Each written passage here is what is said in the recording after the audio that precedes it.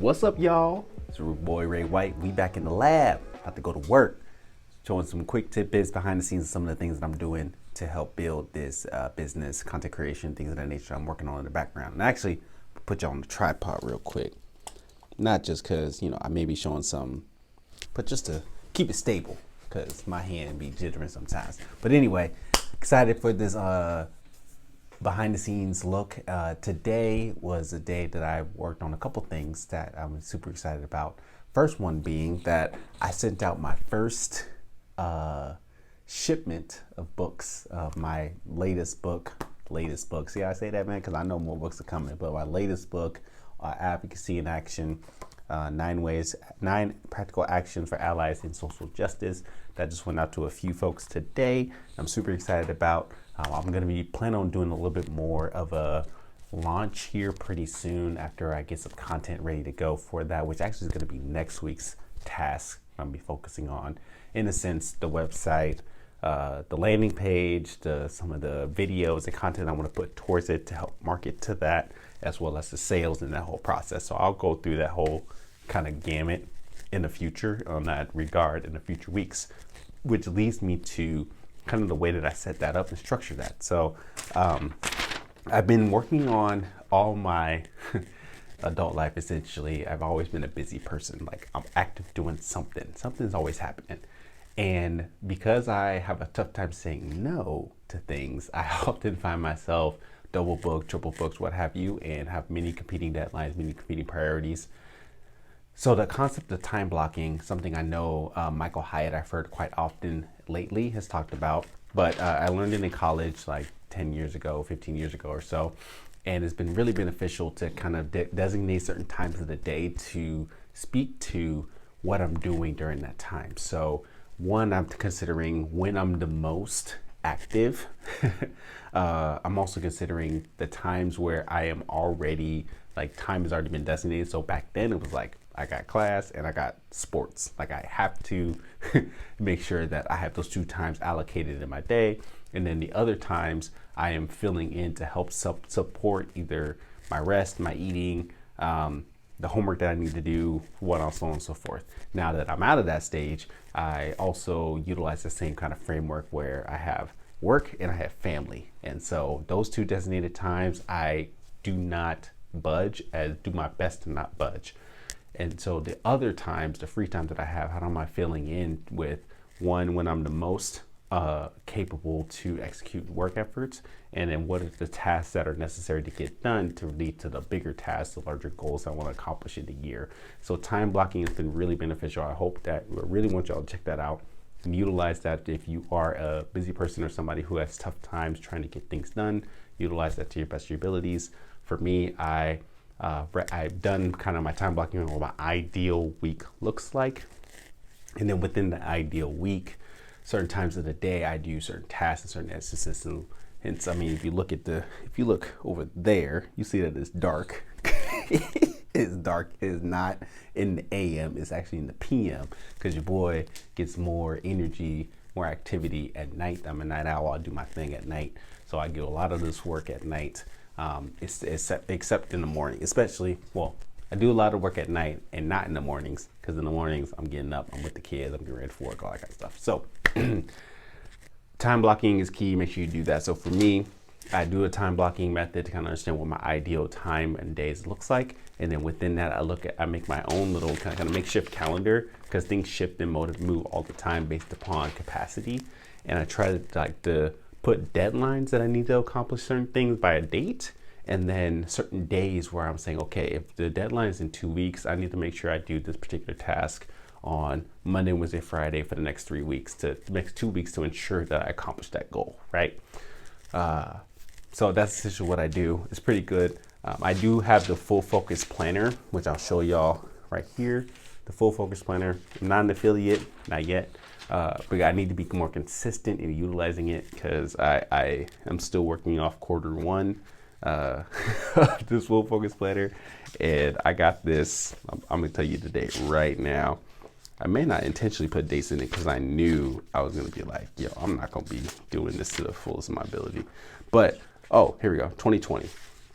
So I actually started using this in in 2020, November 2020, and we in 2022, and I'm still using the same one. So it's more so a journal. It does keep track of certain things in certain days, but I need to be more consistent in that regard.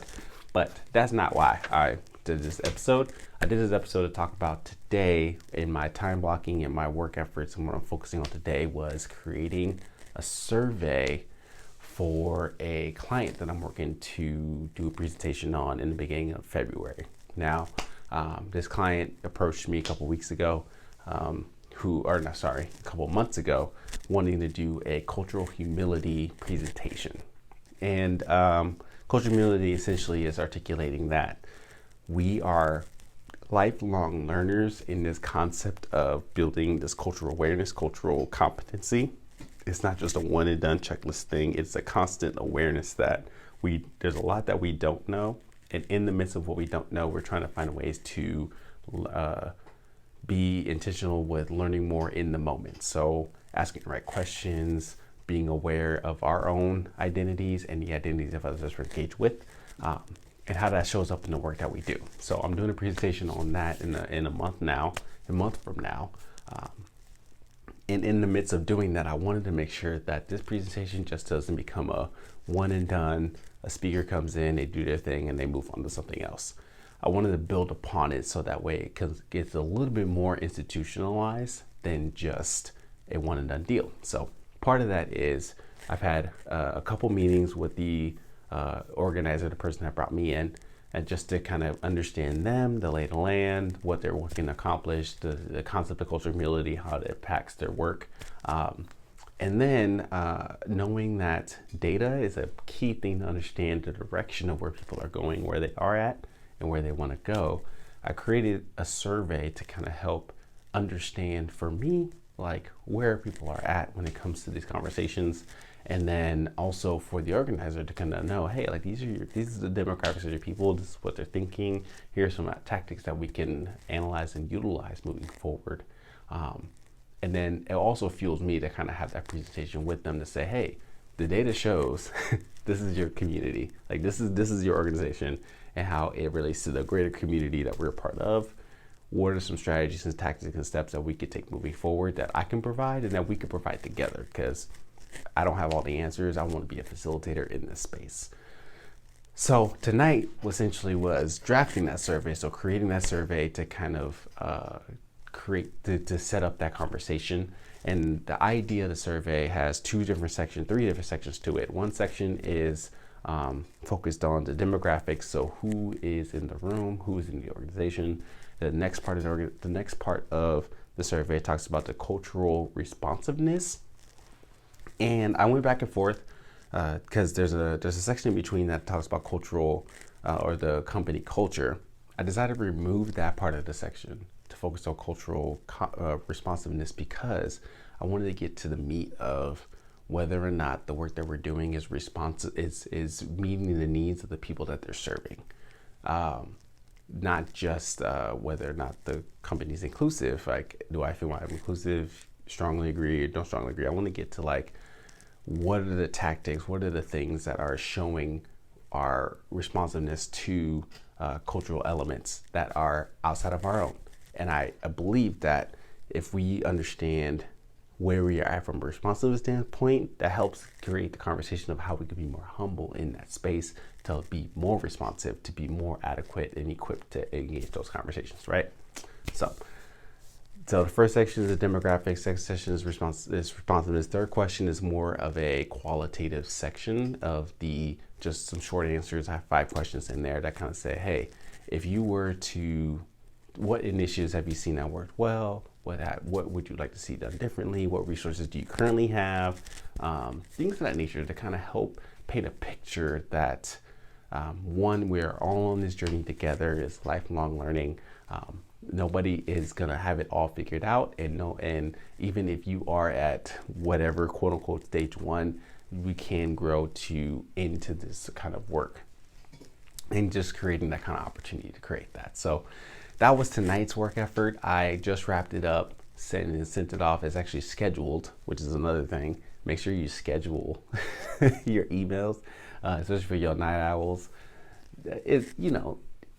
scheduling your emails is like money, and now Google has the ability where you can schedule it to the next day. I do quite a bit of that on my day-to-day, where I schedule my emails to send out for certain times of the day, so that way when I do my time blocking, I do all the work, I do all the communication I need to, I schedule it out, so that way in the morning people can see at the top of their email saying, yo, here's the information, here's what you need. But that was a nice work effort, and that's what I want to share with y'all on the behind the scenes look. I intend to utilize a format of this type of survey, not just for this client, but for future clients as well, when I am engaging them in any type of cultural, organizational leadership type of work. The challenge here is the balance of the type of, or how long this survey is, because surveys can, one, be a dud, and two, could be so long to not get all the information you need. So I want to make sure that I create a survey that's concise enough but compelling enough for people to take it, and then what's the frequency in which that they can continue to take it moving forward, to see if we're tracking growth towards the metrics that is being defined, hopefully from the first survey. So I said a lot, I've done a lot. But as we continue to move forward on this journey, as I circle back on this, I plan on doing another episode of follow up on just what the survey kind of distribution and the analytics looks like. Not obviously specifically for the client, but just that process, because again, that will set up what future surveys, what future post surveys, climate surveys look like down the road. Because again, for my work at least, I want to ensure that every identity belongs and thrives in these organizations, and organizations need to understand what are the efforts that they're doing to increase their responsiveness in the cultural sense, increase their inclusivity, increase their employee effectiveness and employee engagement. And surveys is one aspect of that, quantitatively and qualitatively, and there are other tactics as well. But this is one of the ways that I'm doing it. So anyway, that's what I've been working on tonight. I hope that you find value in this behind the scenes look. So my action towards you all is just to kind of, I'm interested in what you're working on, what you're doing, what you're working on. You got to see a little bit of here. This is actually what my setup looks like. Normally I pull this down when I do podcasting. I'll do an episode when I talk a little bit more about my content creation process, some of the tools and some of the systems that I'm utilizing to help kind of equip that. But this is the seat that I'm in to give y'all on the Michael Ray White, which, by the way, check it out on all social media platforms. Be sure to more content is coming soon on that platform as well, especially as I segment it out with different types of things. But regardless, short and sweet, I wanted to give to y'all on this in the lab. Let me know what you think about it. Let me know if you have any questions. Let me know what your thoughts are on what systems you're using, what questions you have on the systems you're using, the process in which to develop content, community, engagement, of that nature. And I will talk to you soon.